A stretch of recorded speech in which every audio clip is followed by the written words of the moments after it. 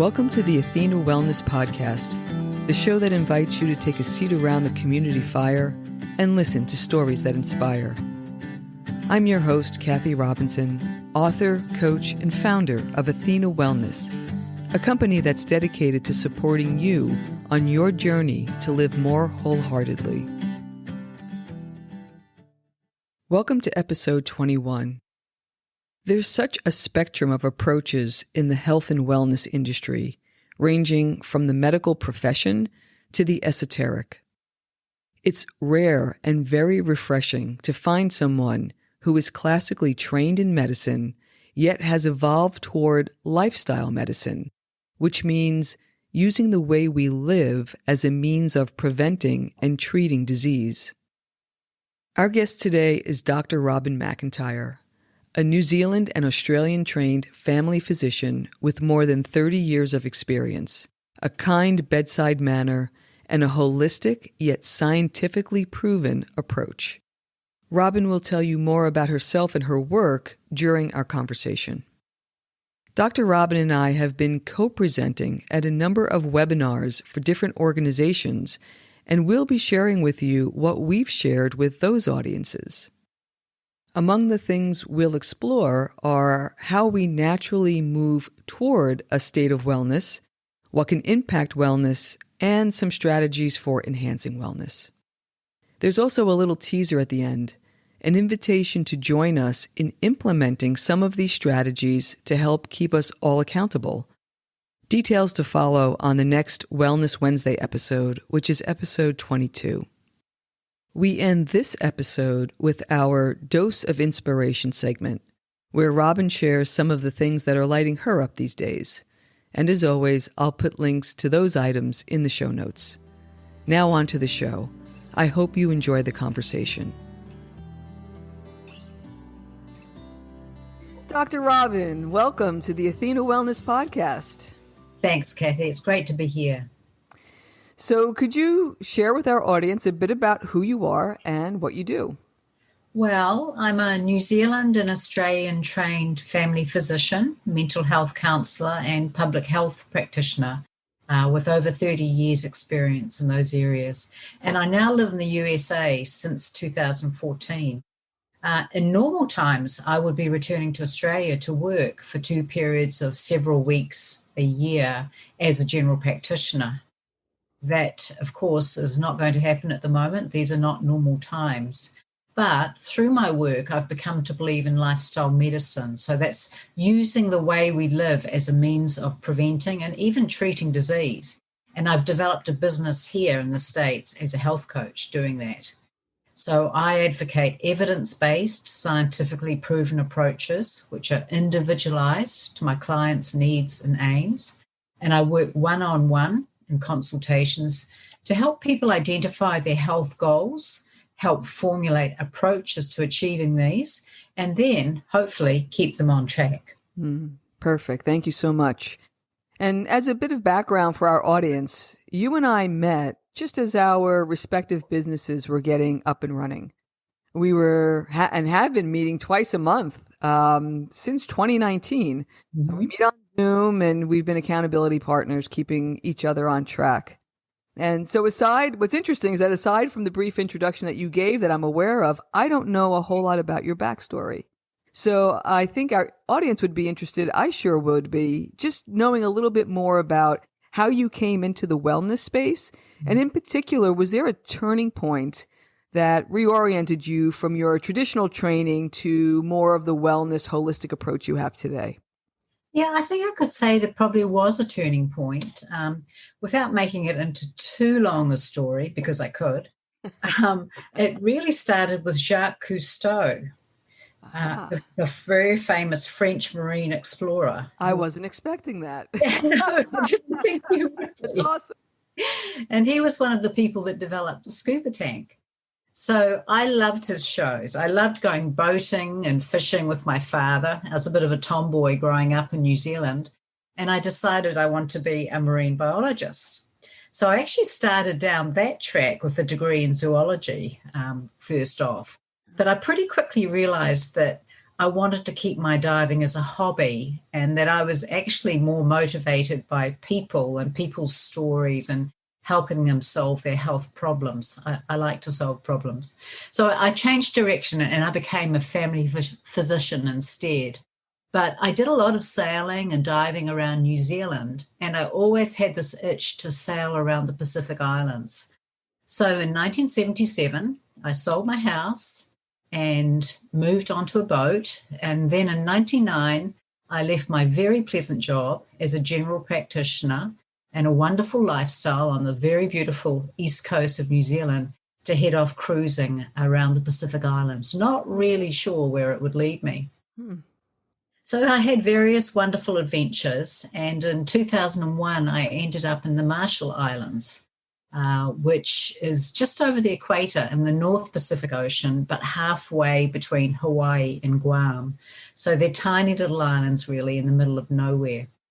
And I was very fortunate to get a job there working as a primary care physician for the American organization, which was running a health program for the descendants of those affected by the US testing of nuclear bombs in the 1940s and the 1950s.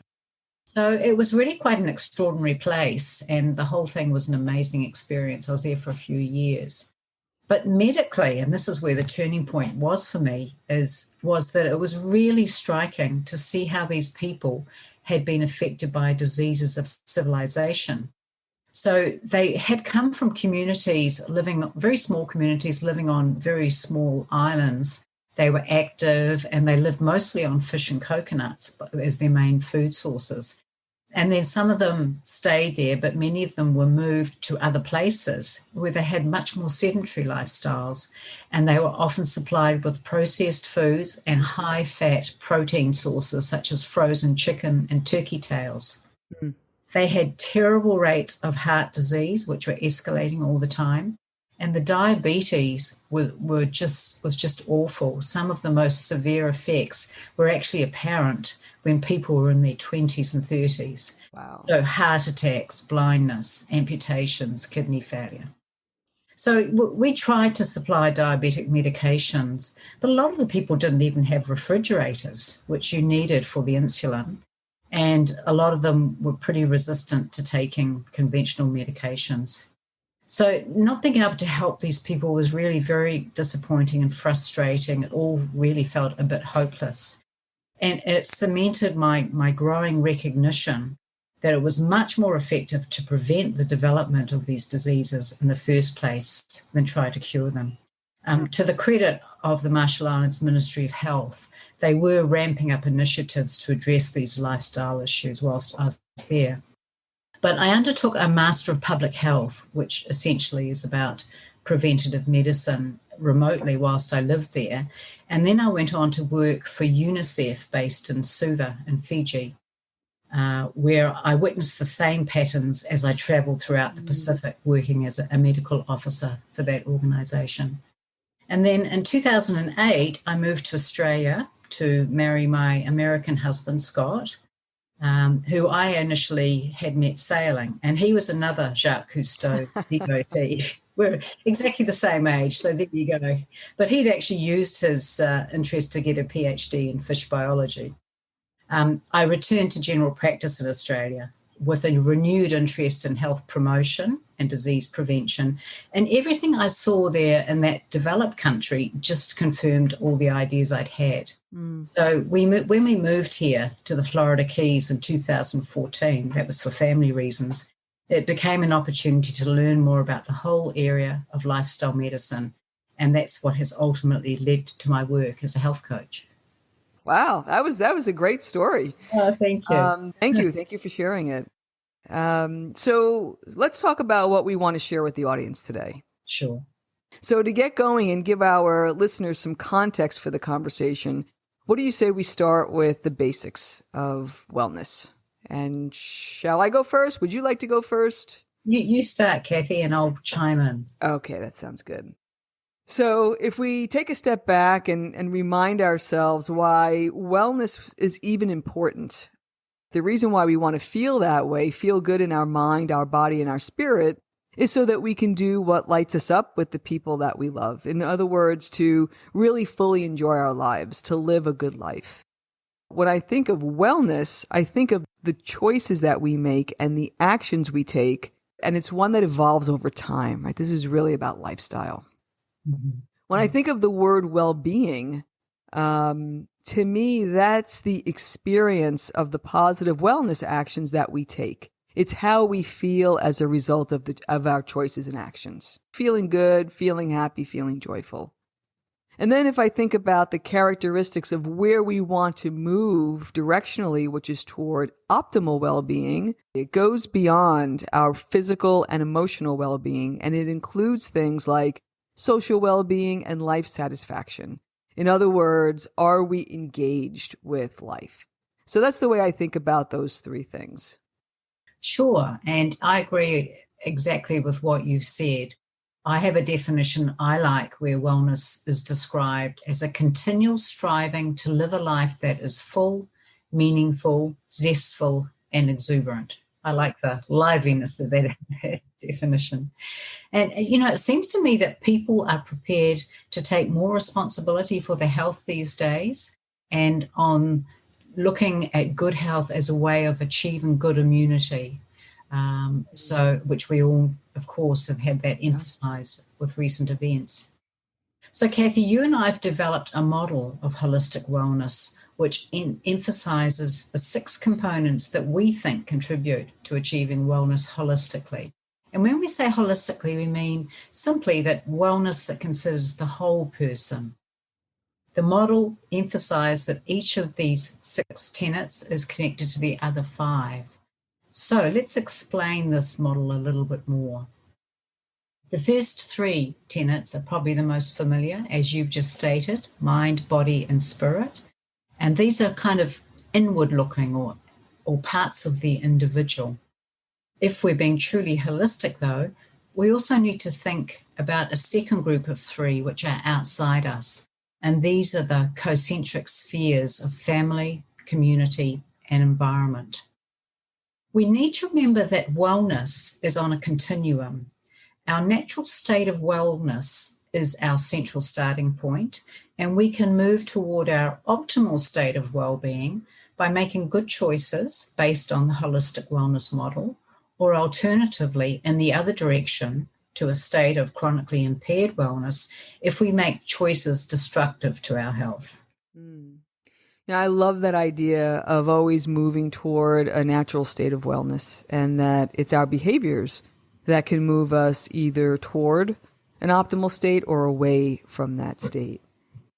So let's talk about what can move us away from our natural state of wellness and how to work with life challenges. Sure. And of course, there are so many possible impacts on wellness. So let's just consider some. And as I go through these, maybe this will help listeners recognize factors that have impacted or are currently impacting their own lives. The first impact comes from life.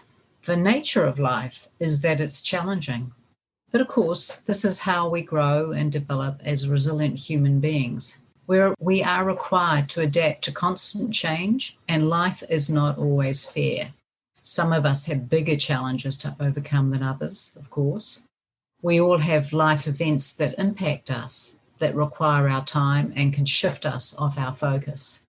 We have bereavements, traumatic events in our lives. We might need to care for others, whether it's the elderly or our children or perhaps disabled people in some way. We may suffer economic adversity. There are always relationship challenges. Physical and mental health issues can shift our direction. So these are simply the events of life that shape and mold us, and hopefully we learn to adapt to those challenges and head up into the optimal well-being zone despite them. But in recent times, the velocity of change has increased exponentially.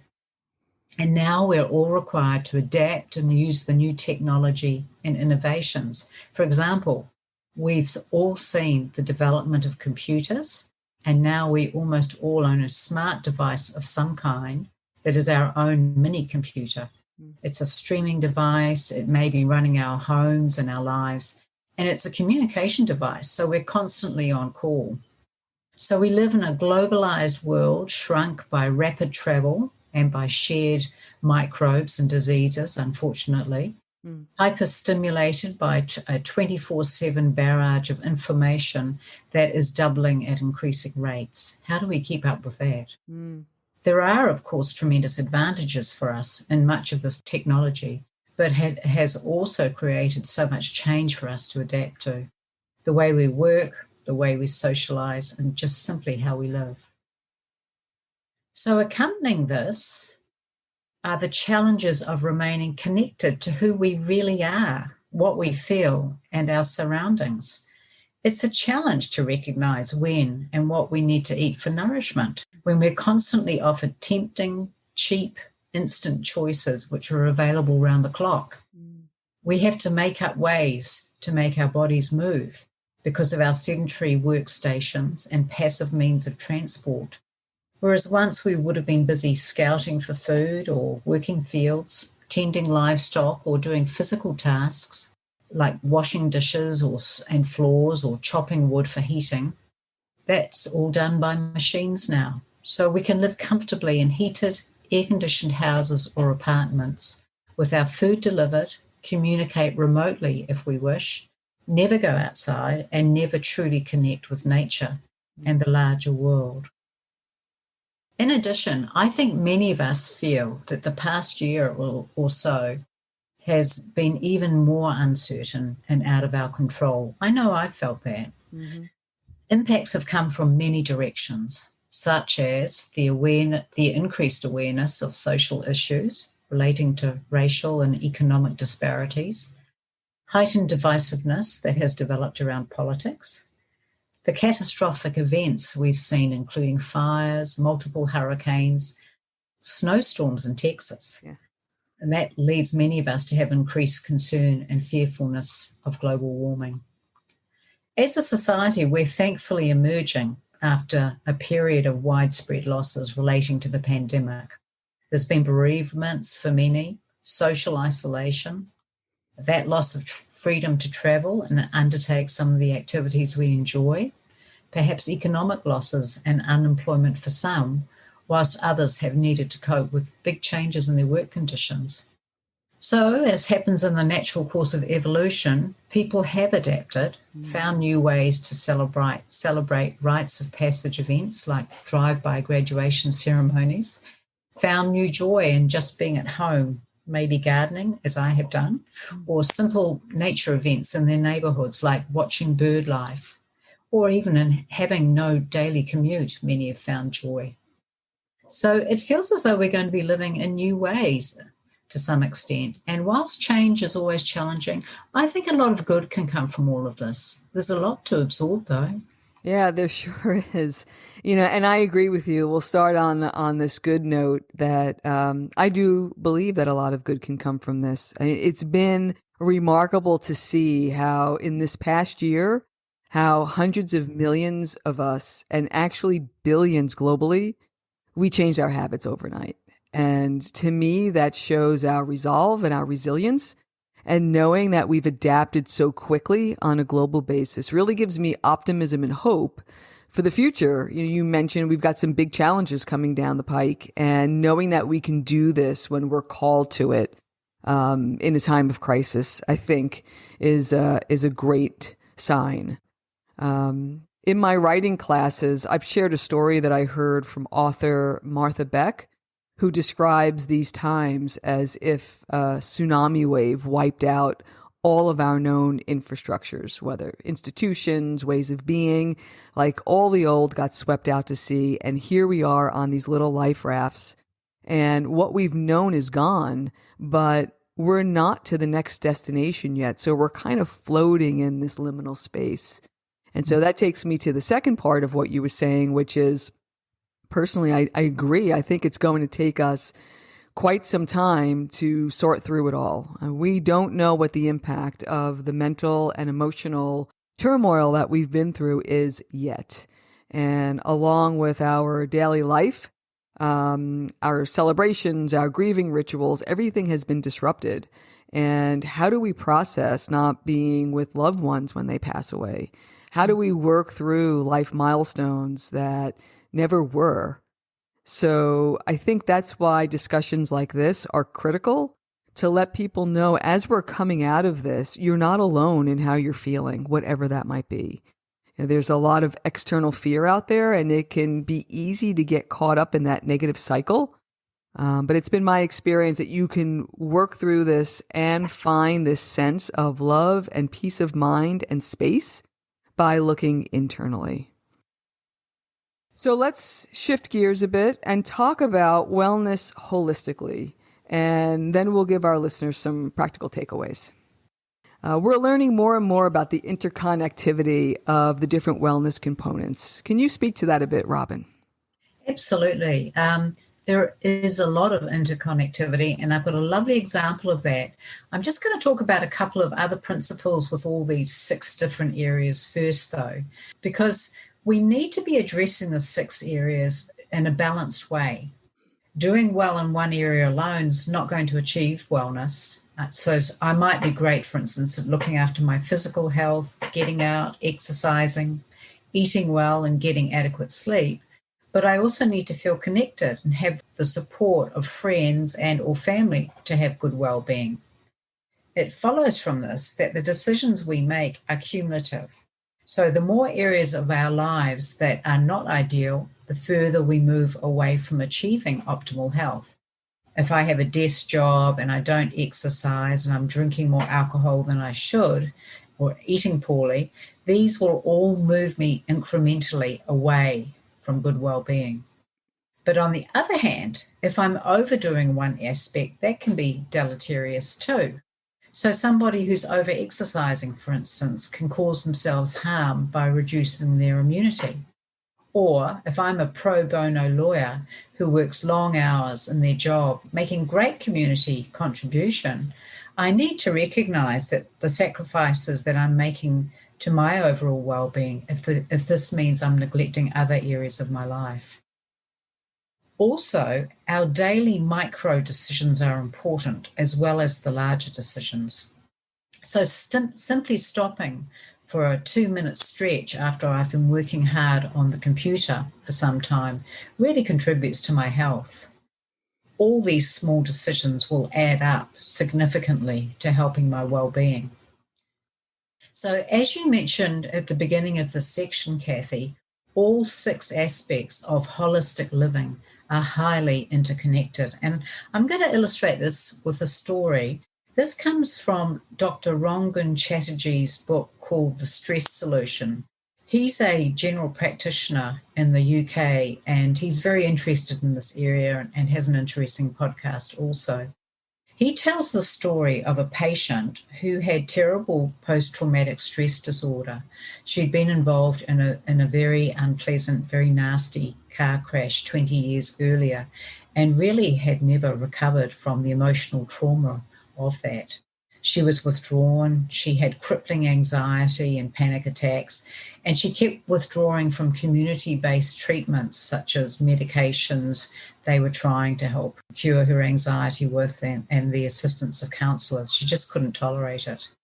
She was also overweight, unfit, and had a poor diet, which really was part of her coping mechanisms. She was buying processed foods high in fat and sugar as comfort foods.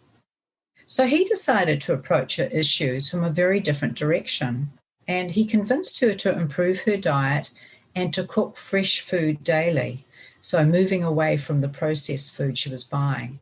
She was pretty reluctant, but she did do this. She had good family support, which helped her a lot, and she undertook this change in diet with amazing results. After 6 weeks, her mood had stabilized, and her anxiety attacks had reduced by 70%.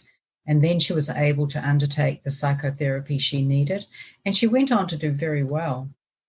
So she'd been caught in a spiral of her body seeking comfort foods, and in turn, these caused stress on her body, which amplified her negative mental state, and so the downward spiral continued.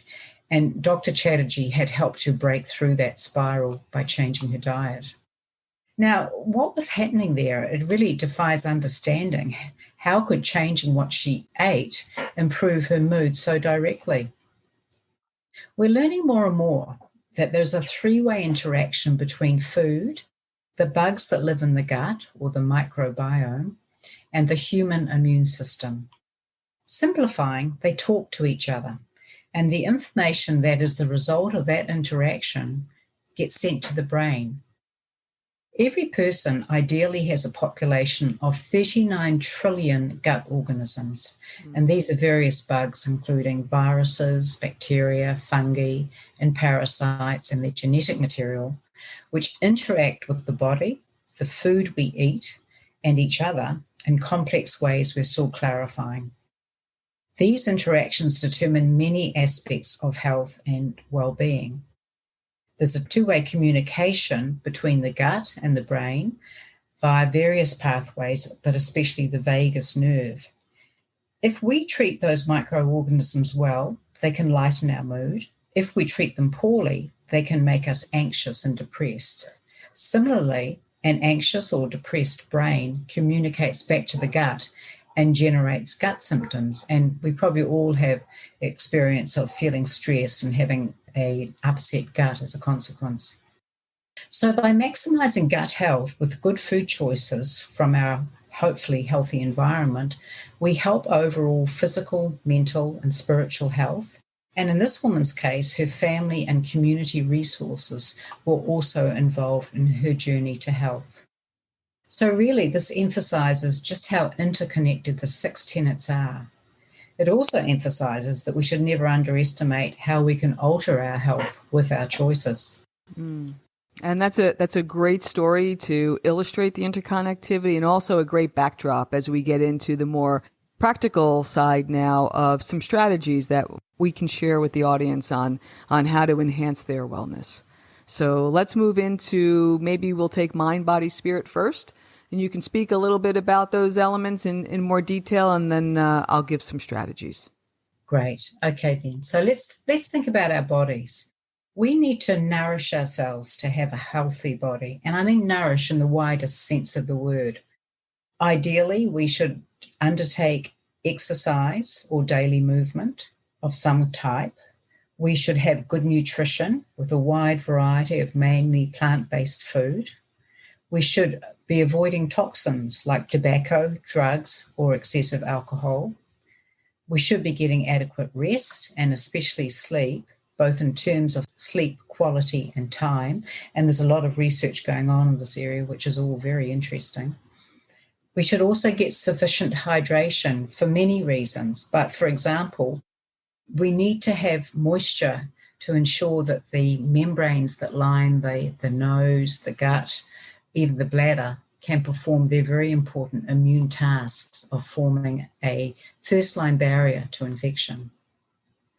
If we think about our minds, we need to be engaging our intellects by continuing to challenge and stimulate ourselves mentally. We need to keep learning and developing our capacities for critical thinking, and we need to continue personal growth. Emotion can sometimes be seen as a separate tenet, but we've decided to put that in this category. And with emotion, we need to be aware of our feelings, we need to accept those, and we need to be able to express our feelings.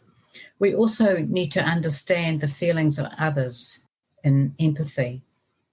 Joy should ideally be part of our lives, and we need to remain creative and playful. If we think about our spiritual lives, we need to remain curious in general and continue to search for meaning and higher purpose in our lives, and undertake then whatever we need to do to fulfill that purpose. And that might be parenthood, it might be volunteering, it might be mentoring, any number of things. Some will meet their spiritual needs with spiritual practices, whether praying in conventional religion, meditation and Eastern philosophies, or maybe time in nature, which is very important to many. And I know that being near the sea and being able to enjoy it is really important to me and my family. I have heard surfing described as going to church. And I have to say that scuba diving is an absolute bliss state for me. Well, I've tried surfing, and I think you have to do it for a while and be good at it before it's being like going to church. So I'd like to give some examples based on your description of mind, body, spirit. But before I do, I wanted to say a word about self-compassion. As anybody who's read the Athena Principles knows, it's the first of 5 principles in that book. And it's a practice that has taken me the longest to learn, but it's most impactful. And it really comes into play here as we're thinking about how to enhance our self-care. Just think about, if you're looking to add something or you're looking to do something, what is right for you? What is supportive for you? This should be less about what you should do or what you think you should do, and more about something that feels nurturing. So as you hear me going through these examples, think about some things that might feel most nurturing to you. So if you have the capacity and you can add some activities, you can learn how to move your body in a different way. So focus on movement, or give attention to diet, maybe energy healing, or adding sleep quantity, so hours to your evening. Maybe add a new creative expression, whether it's writing or photography or art of some sort. There's lots of online clubs and groups to join now, and certainly a lot of online learning. That's something I've been enjoying this past year. We no longer need to be in proximity or at a school to be able to take advantage of some of these classes that are offered now. From a spirit standpoint, you may choose to volunteer or connect with nature, go to church, find that church out there somewhere. And also finding ways to deepen relationships with others. If you're in the opposite space where you feel you have no time and there's an overwhelming feeling of stress, there are some things you can stop doing. When I was in corporate, one of the things that was very helpful for me was this idea of intermittent fasting, meaning moving my main meal from the end of the day to midday and then tailing off my calories and stopping eating whole foods probably around 5 or 6 o'clock in the evening. And that allowed a few things. One, not to go to bed with a full stomach, but also it helped my sleep quality because my body was able to repair and regenerate versus digest. So something you can do without having to put a lot of time and energy into. From a mind standpoint, you may choose to limit external stimuli. So there's a lot coming at us, but what you actually let in, that threshold, is something that you do control. So whether it's technology, your phones, social media, or media in general, certainly there are boundaries that can be helpful if you tighten those up a bit. Also taking periodic pauses. I know during my busiest days at work a few years back, having my watch kind of vibrate if I hadn't gotten up to move in the last hour or so was whether I chose to breathe or take a walk or just get up and stretch, as Robyn mentioned before. That was quite helpful. And then lastly, from a spirit perspective, deepening the relationship with self. So if you're really feeling that time crunch, to be able to find some of that inner space, it certainly can support you as you're kind of working through the stress and overwhelm. So now let's move on to the next 3 tenets, these overlapping spheres of family, community, and environment. Sure. Thanks, Kathy. So if we're thinking about family, we all seek a sense of belonging, of being loved and engaging with others intimately. This might be with our biological families, with our elders, our parents, our siblings, our children, our partners. It might be with neighbors who are close to us. Sometimes we have a close work family. It could be a household of people sharing a house who function as family for each other, just like close friends can. And I think we should always remember our pets, who for many of us are very central in our families. And so we need to maintain those family connections and relationships. And my example of this is my family Zooms, which have become a weekly fixture now. And that's talking with my siblings in Australia and in New Zealand, which I talk to them far more now than I ever have in my life. It's been a very positive thing.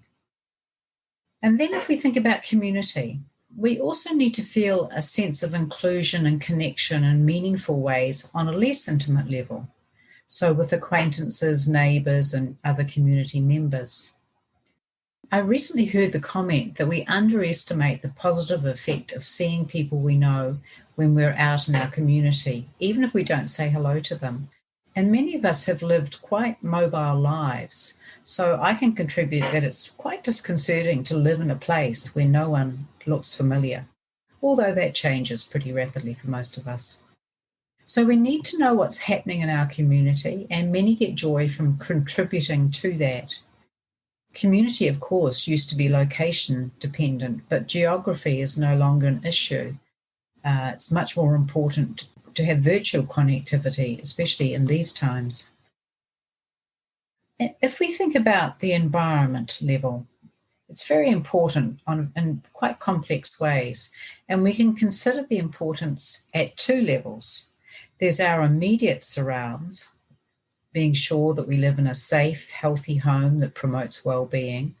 Perhaps that means living somewhere that's close to our nature fix or close to workplaces and education, avoiding long, difficult commutes, and preferably in neighbourhoods that can meet our needs as a family or individuals in terms of recreation, safety, and resources.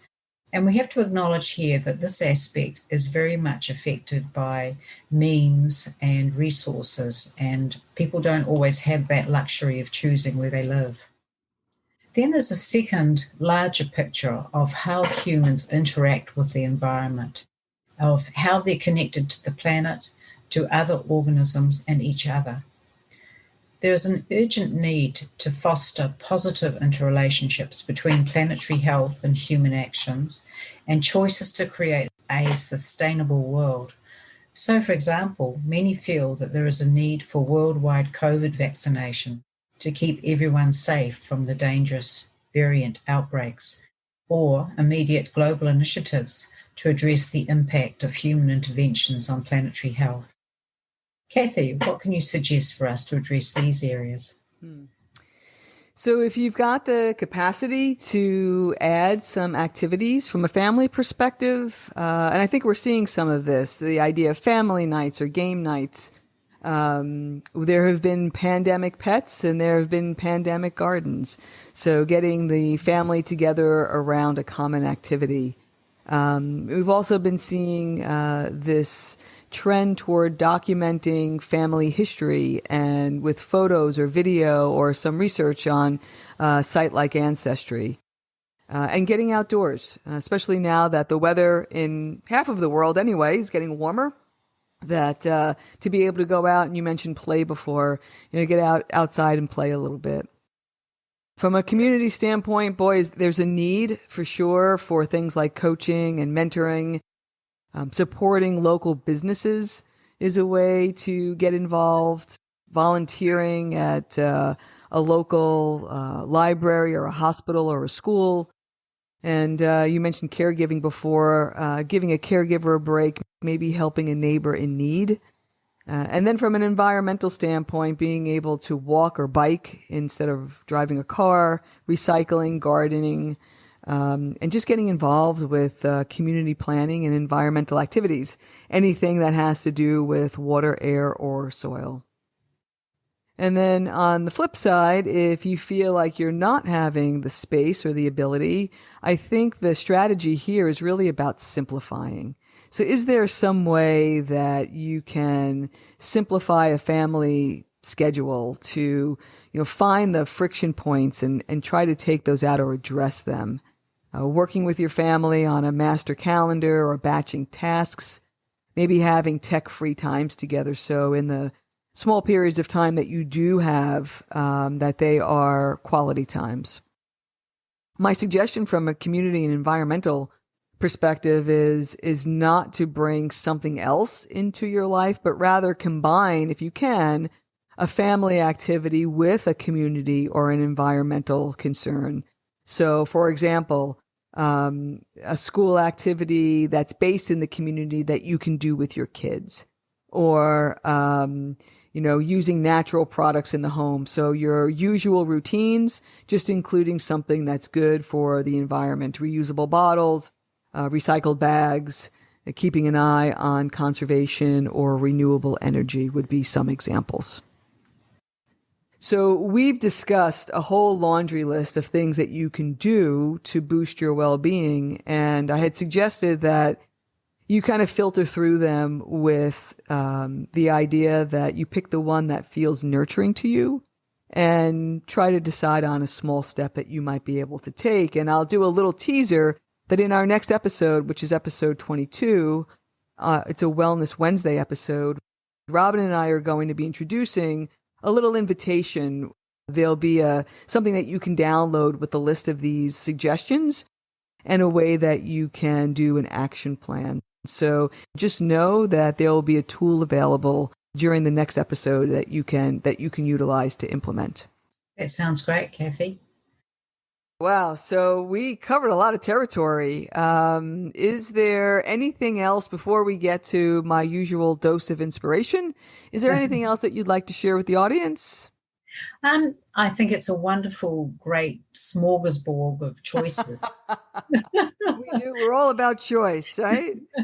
Well, and just to say that there are so many choices, a lot of right things to do or not to do, and not to be overwhelmed by them. Yeah. That none of us has them all sorted. I'm still very much on my very own, very flawed journey for health.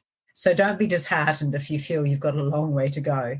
And just remember, every right step adds to your well-being a little. Well said. Well said. All right. Well, we'll wrap up today with our dose of inspiration. And, I love to ask these questions because I think people are interested in what you're interested in. So with that in mind, what is your favorite wellness practice or a recent wellness win? Well, at the moment, my favorite practice is exercising in the natural world. Since COVID, I've joined a group resistance class. We have a great instructor, Kara, and it's a really fun group of women. We're outside in a park under large shady trees, and there's birds tweeting overhead, and the clouds are scudding overhead also. And so I think it really is addressing my spiritual needs for nature. I'm socializing, having fun, and getting fit. I love that. And for those who are listening, I had to listen to this all winter about Robyn being outside with the birds tweeting in the warmth. So, I was living vicariously through her. So what's been a struggle, or where are you focusing your wellness efforts now? I'm not very good at slowing down. I need to create time to think, perhaps to meditate. I've always struggled with that. At least to journal and even just sit. That's been my challenge. Excellent. Okay. What have you been reading lately, or what have you been listening to that you've enjoyed? A lot, but I'm very lucky to be able to do that. I've read a couple of books by Dr. Edith Eva Eger. They're called The Choice and The Gift. And those are a harrowing story she tells, illustrating how she was a concentration camp survivor, but how even in those situations, we all have choices about how we look at our struggles. All right. And I'll put a link to that in the show notes. What new thing or experience are you looking forward to trying?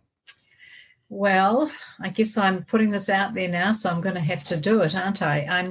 I've always enjoyed writing and also synthesizing scientific material to make it more accessible for non-scientists. So I'm looking forward to adding some blogs to my website about that material. All right. And I'm just the gal to keep you accountable. Yes, you are. Great. Now envision the perfect road trip. Where do you go? What do you do? Well, my perfect road trip is probably actually a boat trip. Off the road to the sea, sailing with my husband to nearby islands, maybe a couple of days sail away. So lots of time of reflection whilst we're on watch overnight, taking turns, steering the boat, watching the stars. You never know what you're going to see in the marine environment, snorkeling and cooking and living simply with only the resources that we can take with us, simplifying things. Love it. Love it. You are the first Athena Wellness Podcast sail trip. So congratulations. And once again, living vicariously through you. That sounds absolutely lovely.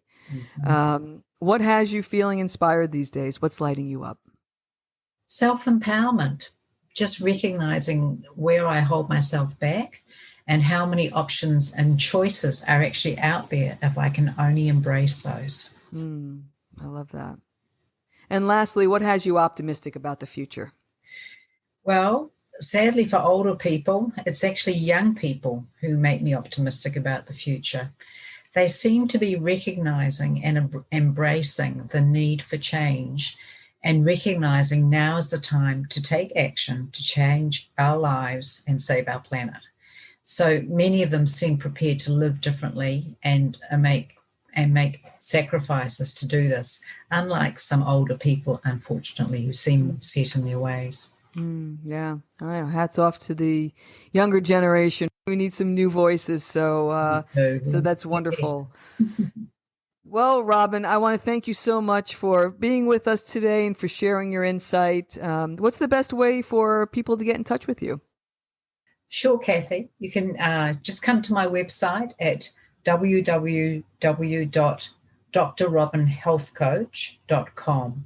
And just note that when you spell Robyn, it's with a Y, which is, I'm told, an antipodean spelling of the female name.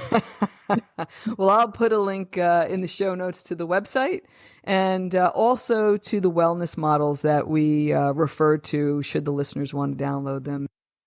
Thank you so much again for joining us, Robyn. I really appreciate it. Thank you, Kathy. I really appreciate the opportunity to be on your podcast. I hope this episode gave you some new insights and sparked an idea or two. Robyn and I will be inviting you to a gentle spring reset in episode 22. We're going to make some wellness enhancements in our lives as the new season arrives, and we hope you'll join us, taking manageable but meaningful steps towards enhancing our well-being together. Stay tuned. Thank you so much for joining me today. I know there are many ways you can spend your time. Thank you for choosing to spend it with me. Until our paths cross again, be kind to yourself and show your warrior spirit some love.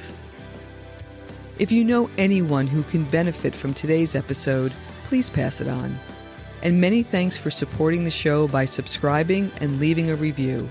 It means a lot, and it helps others find their way to our circle.